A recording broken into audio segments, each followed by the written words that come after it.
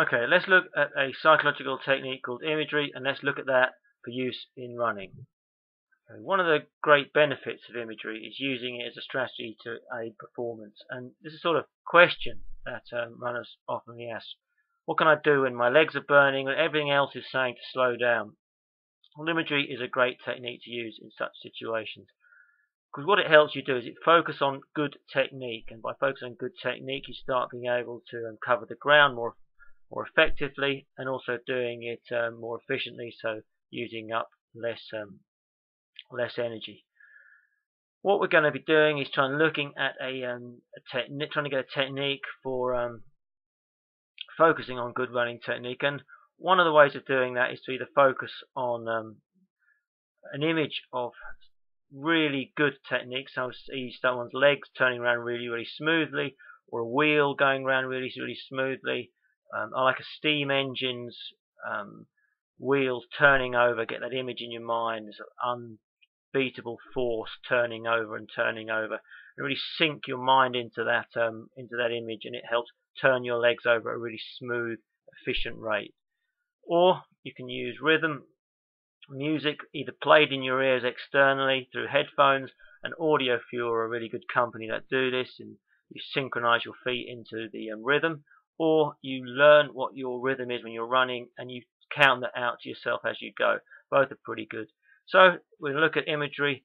One is about finding a really efficient technique, something to really sink your running into, sink your legs into, so that when things are pretty difficult, you've got a strategy to swap to. Or it might be about finding a rhythm, either listening to something in terms of putting some headphones on or playing it through in your mind. So let's look at how to practice imagery.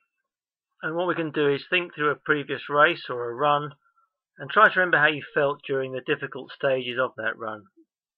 And because it's imagery, we're going to try and engage as many senses as possible. So what can you see when you're running, and that will be other people's legs probably running around you.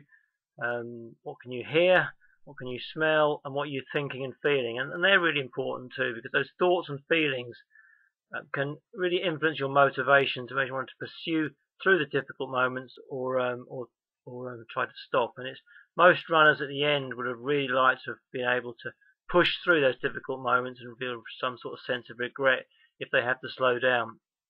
So we always try to work on making the images clearer, sharper, amplify the sound, so that it's just like the real situation. The closer it is to the real situation, the better, because this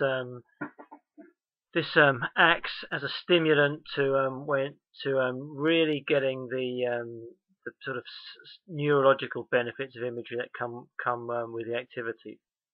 So get an image of fast running legs, and we've got an image on the side of this screen, and then when you've got that image in your mind, then count out the rhythm of fast running, and that can be 1, 2, 3, 1, 2, 3, 1, 2, 3, 1, 2, 3, 1, 2, 3, 1, 2, 3, or count in fours depending on how you go. 1, 2, 3, 4, 1, 2, 3, 4, 1, 2, 3, 4, 1, 2, 3, 4.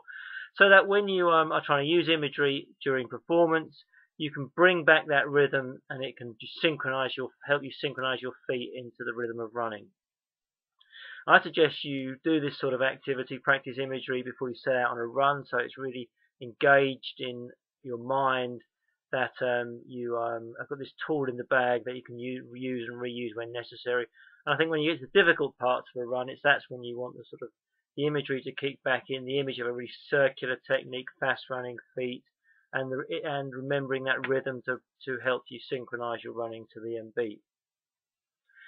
And you just simply say to yourself, as another lovely little strategy, if my legs start to hurt, then I'll use the image to actually help come through the pain.